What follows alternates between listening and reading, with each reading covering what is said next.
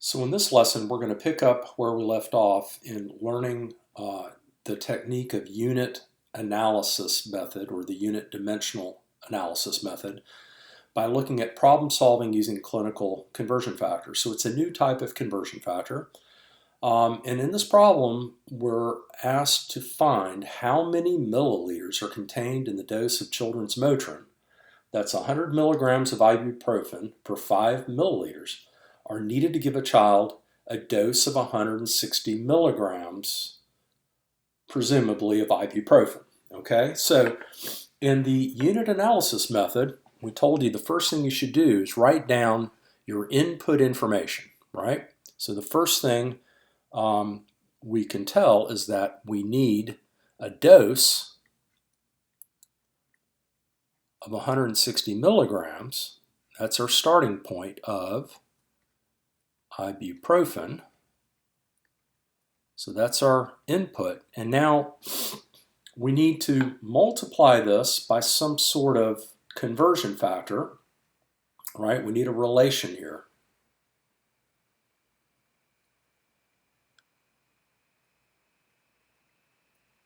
And I'll just abbreviate this as conversion factor is equal to, the second thing that we need to write in is what it is we're trying to solve for, right? We want to know how many milliliters of children's Motrin.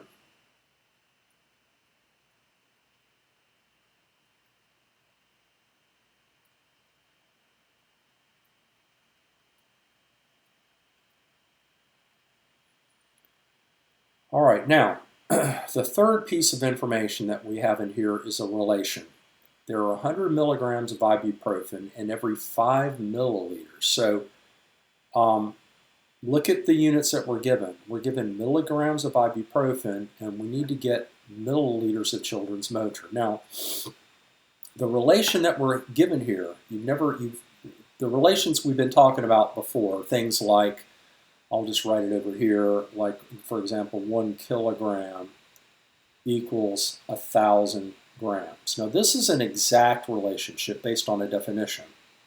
The relationship that we're going to look at here, we need to write this in a mathematical way. We're going to write it like this.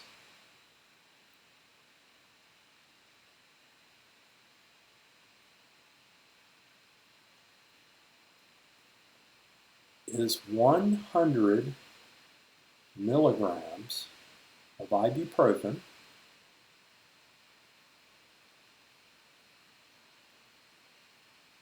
equals 5 milliliters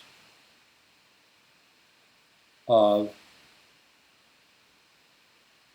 I don't want to write this whole thing out again, children's Motrin, okay?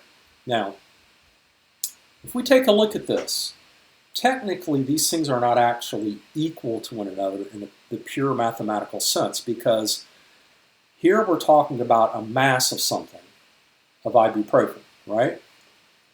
And that is distinct from the volume of children's Motrin.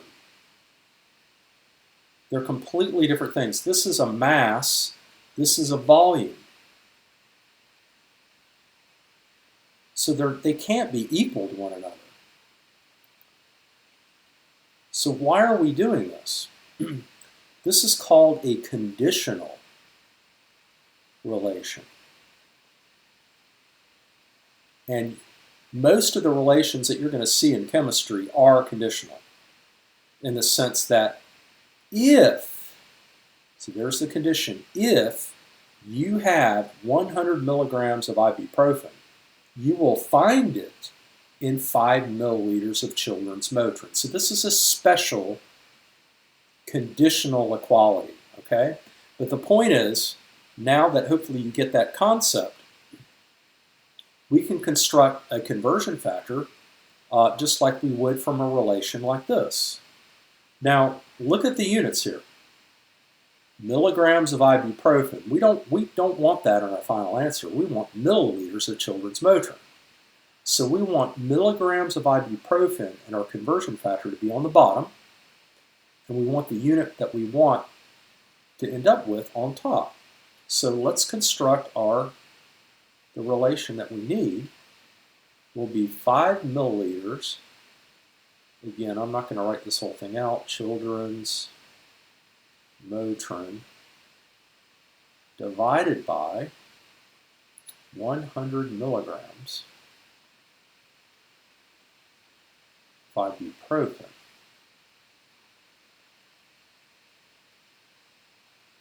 Okay? This still equals 1 in the sense that we're saying that there are 100 milligrams in this 5 milliliters. So really, in terms of the amount of ibuprofen, these things are equal to one another. Okay?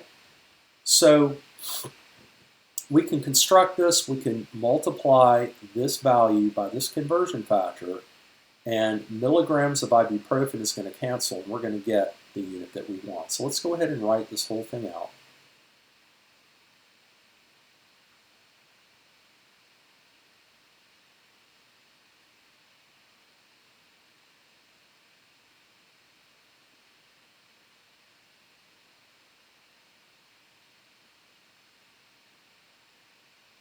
I'm just going to write CM for Children's Motrin divided by 100 milligrams of ibuprofen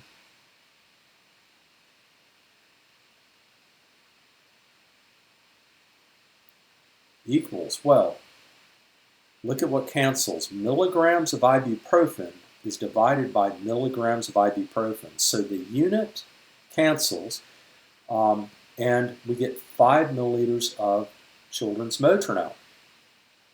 Okay, so what is that going to be?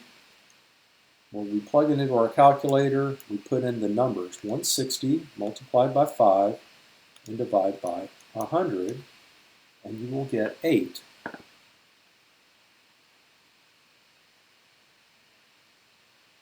Milliliters. Okay.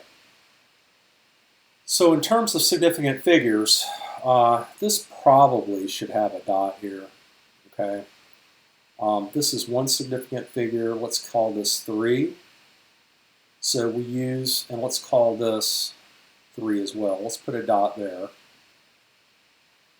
We have 3 significant figures, 1 significant figure, 3 significant figures. Our product rule tells us to pick the one that has the fewest significant figures. This is 1. So we end up with just 1 significant figure in our final answer of Children's Motrin. Now, you may be wondering, why do I bother? Why don't I just put in the numbers, right? All I need is 160 times 5 divided by 100, because the units are helping us solve the problem. Okay, the units have to cancel, and the other thing I'm writing is ibuprofen. I'm talking about 2 different things, ibuprofen, Children's Motrin. We don't want to get these confused.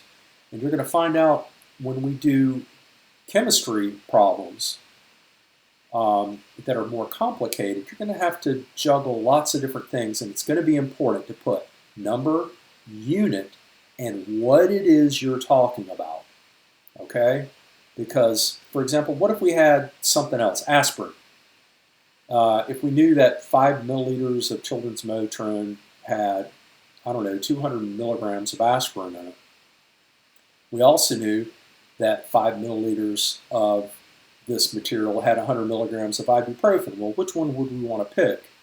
You've got to keep track of what it is you're measuring the mass of. So I want you all to get in the habit of writing everything out, not just numbers. If you do this, you will not make a mistake on the test, okay? This will be foolproof. So I strongly recommend that you do that.